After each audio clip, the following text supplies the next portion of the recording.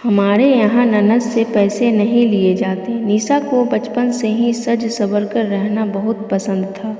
वो अक्सर माँ के दुपट्टे को साड़ी की तरह लपेट बिंदी लिपस्टिक लगा खुद को आईने में देख खूब इतराती। बड़े होने पर उसका यह शौक़ बना रहा। निशा ने अपने इस शौक़ में ही अपना करियर बनाने की सोच ली, लेकिन परिवार वालों ने रजामंदी नहीं दी। निशा ने बहुत जिद की तो पिताजी ने कह दिया, पहले पढ़ाई पूरी कर लो, फिर यह सब कर लेना। निशा मान गई। उसने पहले अपनी पढ़ाई खत्म की, फिर मेकअप आर्टिस्ट का कोर्स करने लगी। इसी बीच उसके लिए एक अच्छे घर से रिश्ता आया। लड़का रवि एक प्राइवेट कंपनी में मैनेजर के पद पर था। रवि के परिवार में उसके माता पिता थे और एक बहन थी जिसकी शादी उसी शहर में हुई थी। निशा के घर वालों को रिश्ता जच गया और जल्द ही निशा रवि की दुल्हनिया बन उसके घर चली गई। शादी के अगले दिन जब निशा तैयार होकर कमरे से निकली तो सब उसे देखते रह गए। करीने से बंधी हुई साड़ी, खूबसूरत सा हेयर स्टाइल और हल्का मेकअप जो उसकी खूबसूरती में चार चांद लगा रहा था। सब रिश्तेदार उसके खूबसूरती का तारीफ किए जा रहे थे। रवि भी निशा की तारीफें सुन मन ही मन खुश हो रहा था।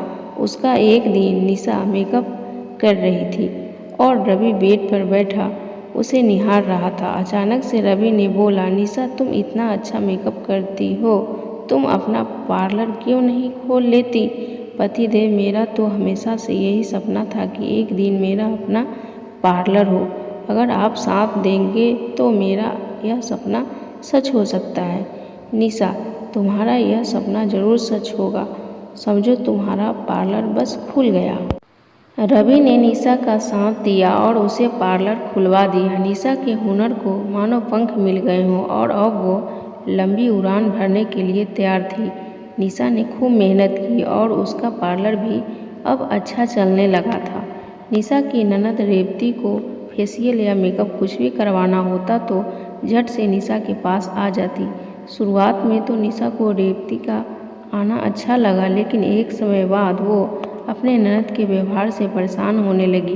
रेवती कभी भी पार्लर आ जाती और उसे कहती, भाभी पहले मुझे फ्री कर दो, घर पर काम है। निशा के पहले से तय बुकिंग होने पर भी उन्हें फर्क नहीं पड़ता था। अगर निशा उसे इंतज़ार करने या फिर किसी और दिन आने को कहती तो रेवती अपनी माँ से निशा की शिकायत कर देती और फिर कमला जी निशा को अच्छी खासी झाड़ लगाती। कई बार तो रेवती पार्लर से श्रृंगार का सामान भी ले जाती। निशा चाहकर भी पैसे मांग नहीं सकती थी। निशा को जब लगा कि पानी सर से ऊपर जा रहा है तो उसने सारी बात रवि को बताई, लेकिन रवि निशा पर ही गुस्सा हो गया। निशा मन मारकर रह गई। इस दिन के बाद निशा ने अपने आँख और कान बंद कर लिए। वो रेवती के हर हरकत को नज़रअंदाज करने लगी। एक दिन रेवती को किसी पार्टी में जाना था तो उसने निशा से अपना मेकअप करवाया और पार्टी में चली गई। पार्टी में उसकी दोस्त तन्वी उससे बोली, रेवती तू कहाँ से मेकअप करवाती है? तुम्हारा मेकअप बहुत ही अच्छा होता है। मुझे भी अपने पार्लर वाली का नंबर और एड्रेस देना। मेरी भाभी का अपना पार्लर है। मैं तो फेशियल, वैक्सिंग, मैनीक्योर, पेडिक्योर सब वहीं से करवाती हूँ। भाभी सब कुछ बहुत अच्छे से करती है और सबसे अच्छी बात, मुझे किसी भी सर्विस के पैसे नहीं देने पड़ते।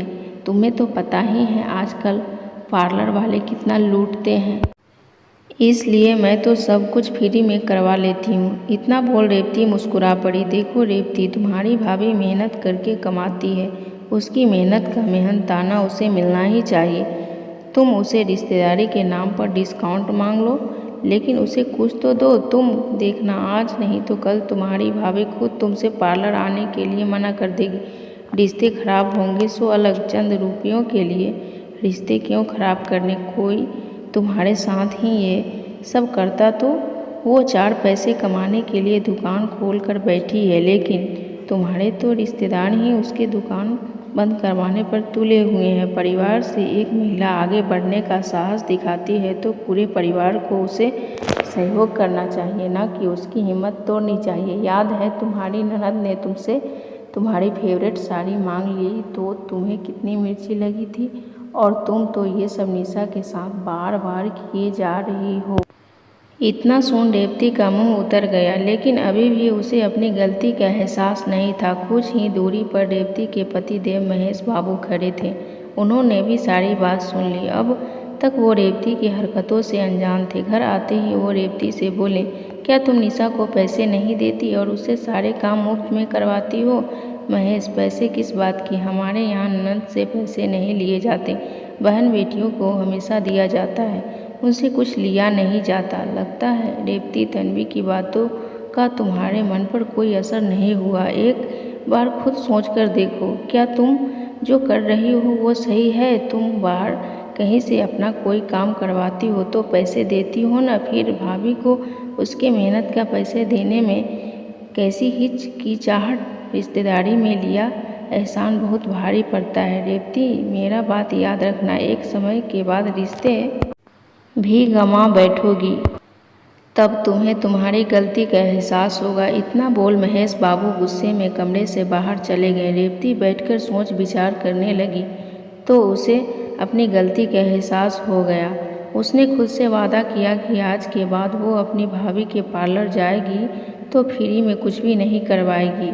इस दिन के बाद रेवती कभी निशा के पार्लर जाती तो निशा को उसकी मेहनत के पैसे ज़रूर देती। निशा भी खुशी खुशी अपने ननद को अच्छा खासा डिस्काउंट देती। अगर तन्वी और महेश बाबू समय रहते रेवती को समझाया ना होता तो रेवती और निशा के रिश्ते में दरार आ जाती। धन्यवाद।